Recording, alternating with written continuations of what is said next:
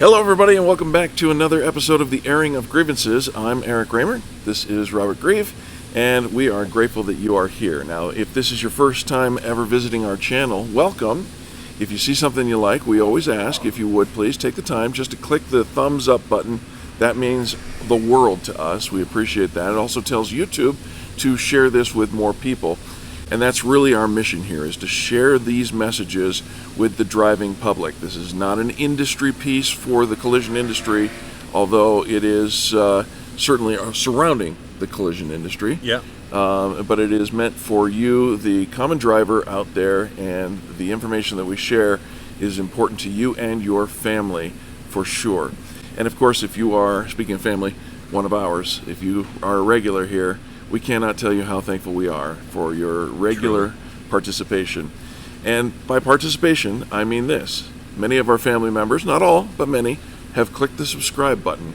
And if you do that, you might want to click the notification bell. That lets you know when we're going to air another one. Or you could just look at your watch and your calendar, and if it's Saturday morning at 9:30 a.m. in the Mountain Standard Time Zone, that's when we're doing this. If you catch us at that time for the very first airing, the premiere of these videos, we will actually chat with you live, and we really enjoy that. That's a ton of fun. Oh, yeah. And we appreciate that conversation as it goes on.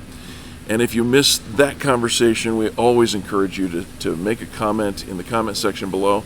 Many of you are very well adept and experienced at that, and we are grateful for it as well. We had another great video last week, and a great conversation going on. It's exciting. In the comments. I really appreciate all the engagement, the likes, the views, and that one got more views. I think that's almost a year record for one video. So thank you for that very, very much. Yep.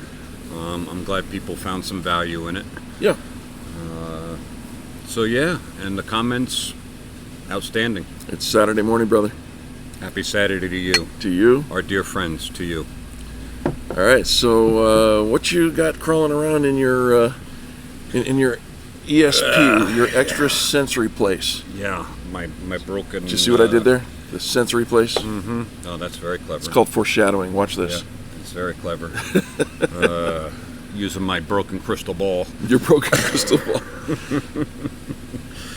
So, as we were looking through some repair-driven news articles, which I read every morning, we came across this one that talks about NHTSA, or the National Highway Traffic Safety Administration, and it's asking Honda for more information as it investigates more than 1.7 million vehicles, these are Hondas, for reported unintended activation of the automatic emergency braking system. So, the emergency braking system applies to brakes whether you want to apply them or not. Okay. And it's got sensors and all sorts of stuff that... there are rules that apply to this. Yeah. So apparently they've got almost 300 complaints of inadvertent braking happening, all on its own. I mean, you remember, it's got to be close to a decade now, when Toyota was going through unintended surges. Yes. You know, so now this is unintended braking. Right, and that, we should put a little caveat in there. It says that there's no evidence of an obstacle. It's right. Inadvertently braking without an obstacle present, according to the reports. Yeah, engages the brakes with no imminent collision hazard present. Right. Resulting in a sudden speed decrease, which may result in a collision all by itself. That could be bad. So maybe it's just changing the collisions from this reason to that reason. Yeah. You know, so, and we're talking about here 2017 to 18 Acura RDXs. Yep. 17 to 19 Civics. 17 to 19 Honda Pilots. And 2019 Passports. Gotcha. So if you have one of those vehicles, pay attention. Heads up. Pay attention. There may be a recall or a owner notification coming soon, or, you know, something along that lines. But these cars are getting packed more and more with these systems. Right. And I thought it was interesting. It says, in December, the Insurance Institute for Highway Safety announced that Honda had equipped more than 95% of its light vehicles with automatic emergency braking in the past 12 months that ended August 31st. Honda is one of 20 OEMs that have made voluntary pledges to equip nearly all of the light vehicles they produce for the U.S. market with automatic emergency braking by 2022. Well, and this goes in and talks a little more in the article about how the NHTSA has mandated in the future that these newer vehicles be equipped with this stuff. In particular, I think we may have even covered it at one point. I'm not sure, either in an article that I've written or a video that we did, that talks about their interest in protecting walkers, pedestrians. Yep. Right?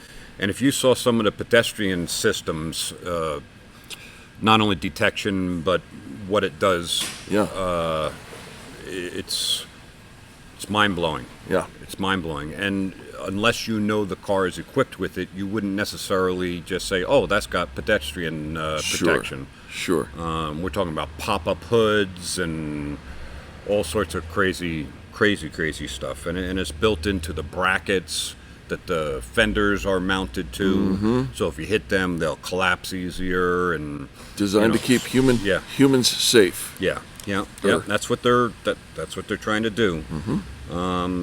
Honda's not the only one with the problem. Tesla is the front runner with that type of problem, and NHTSA's looking into them as well. According to this, Tesla has 758 reports compared to Honda's almost 300. Gotcha. Everybody else is in the minimal to no range, like 1.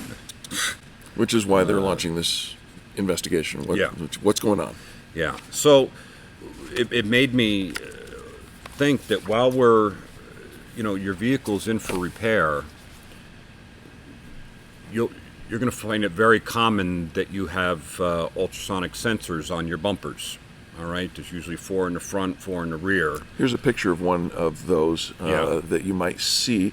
You might not even notice until we point it out. Right, and further than that, you might only think it's only if you're getting close to something just to warn you and let you know. Yeah. Well, as these things advance, it's a little bit more than that. And you have a little bit of understatement in your comment. Yeah. So let's switch over to Toyota Lexus for a second, because that's where the majority of the vehicles that we repair here. We took a bumper off of a Lexus recently, and there was a sticker inside the bumper. Okay. That you wouldn't see unless you had the bumper off. I think you have a picture of it. I do. Here it is. There's a picture of it. Please notice it does not say "hit me." When you said it had a sticker, I thought I remember those stickers from grade school. Yeah, kick me. Yeah.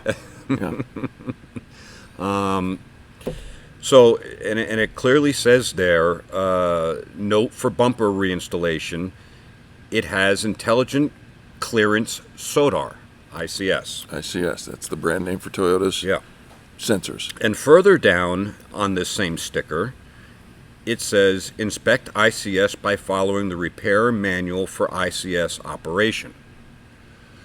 So, one thing I want to, for the consumers, you're not going to know, because there's no way to see this sticker until your bumper is off. Right. For collision repairs that may be watching, please order another sticker if you're replacing the bumper and put it back on, so that another person taking that bumper off will be made aware that it has this. Because the procedure is, it's more than just a procedure. And you've heard me talk about procedures before. There's, in my world, there's a procedure for everything, and there's a procedure for this too. And here's the procedure, and it is 13 pages of procedure. For these little sensors. For the little sensors that everybody thinks you just pull them out and put them back in, put the bumper back on. 13 pages. Yeah, 13 pages. Under the headline of calibration. Yes. This is very specific the way they lay it out here. There's certain reasons you need to pay attention to it, and certain things that you have to do should you interrupt any of these things. So I'll just call a couple of them out. Yep. Front bumper assembly. If you're replacing it, the ultrasonic sensor detection angle has to be adjusted and registered. That's procedure 2 and 3. This is 4 procedures in here. So if you're replacing the bumper, it's procedure 2 or 3.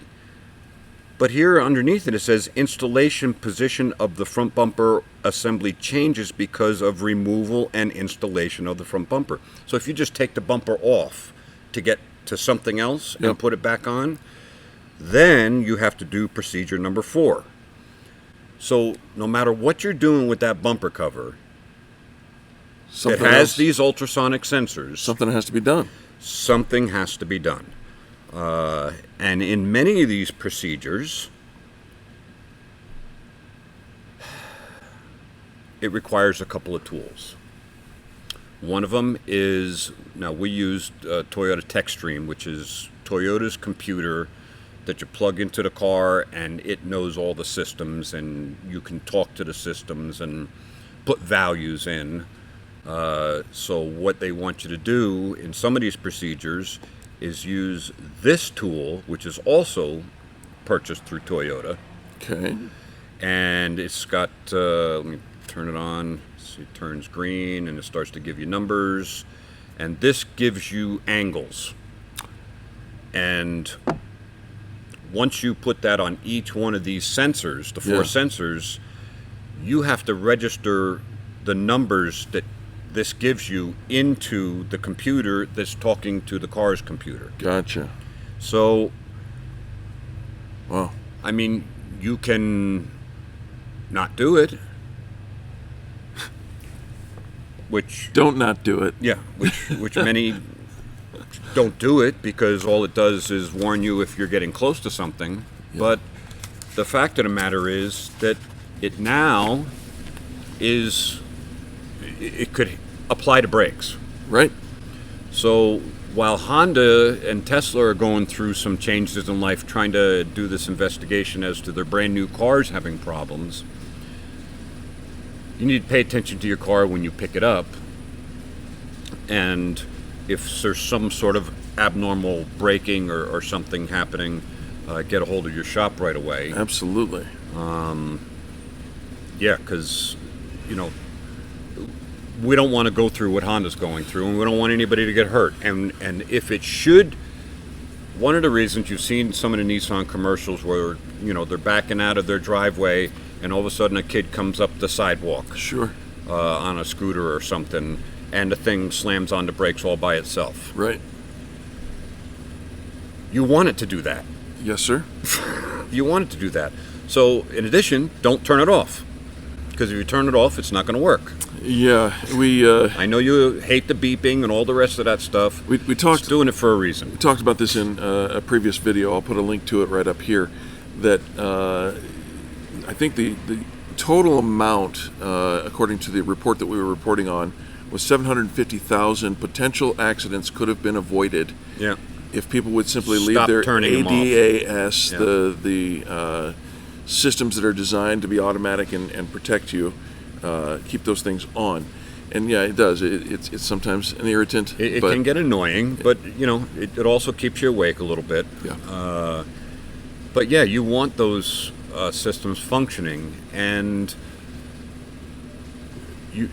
if they were functioning before an accident and you get your car fixed, you want it functioning after the accident. That is the collision repair center's responsibility to you, to make sure that that is going on. And so if you're taking it someplace and you have these sensors, which they've been out for a very long time, Sure. They're getting more and more advanced. ask your shop, are you going to recalibrate these? And most are going to say, absolutely, we are. I said, great. How do they get recalibrated? Ask for a little more information so that you are convinced that that's going to be, because there's more than just these ultrasonic sensors. There's blind spot monitors, there's front radars, there's... And like you draw the attention cameras to all the time, is that these things are interrelated. They work with each other. Yep. This ICS not only uses the ultrasonic sensors, I believe it also is in the same system as the blind spot monitor for cross-track. So if you're backing out of a parking space and something's coming up the side that you can't see, it's lets you know, alerts you. So I just reading the Honda thing made me think, oh, I wonder how many people aren't recalibrating or basically telling the car the new position of these sensors. And you wouldn't think that it changed at all. You took a bumper off, you put a bumper on, the holes are all in the same place. You don't know that.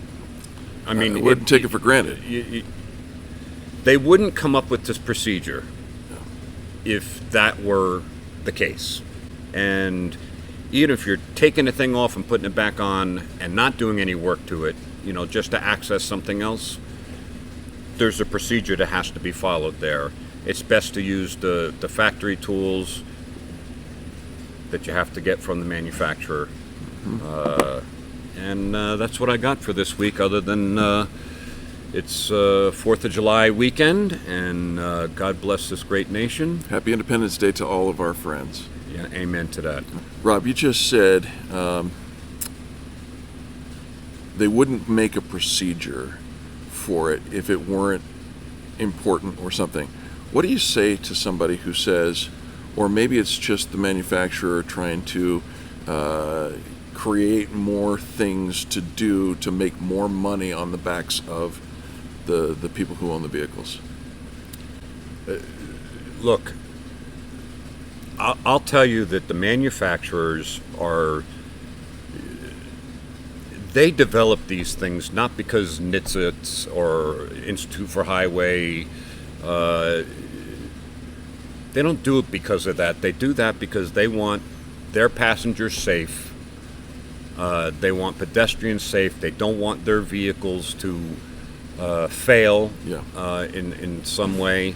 And in order to make sure that all that stuff is intact, they have to come up with procedures to do if something changes. And if something changes, like you take a bumper off, right, even to gain access to something else, or you're replacing a bumper, or you're repairing the bumper, then there's a procedure to, something's changed. Right. They gave you a procedure that says do these things to ensure these systems are operating as designed, because they want you to keep buying their product. Yeah. And they want it to be hassle-free. Well, and I'm going to tie that in to this, and that is, we make these videos not because we're getting rich off of them, but because we want you to be aware of really what's going on out there, and the fact that there are differences between shops who will pay attention to something. You printed off 13 pages of procedures. We do this all the time. To have this conversation. Almost every car in here has these. Right. So, and you have to have the required tools to put them back the way they're supposed to be. Yeah, and it's not because we're grabbing at money or trying to make things happen with these videos that we're not trying to make happen. We just literally want to give you the information. Yeah, and make you aware of things that you need to know if you need to have your car repaired. Yeah. There's things that need to be done. They're the responsibility to shop. You're not going to know that as a consumer. Right. We're trying to bring that to you so that you get back a safe vehicle to drive. There you go. So, Rob, happy Saturday. Happy Independence Day. Love you all. Thanks so much for tuning in. So grateful. Have a great week.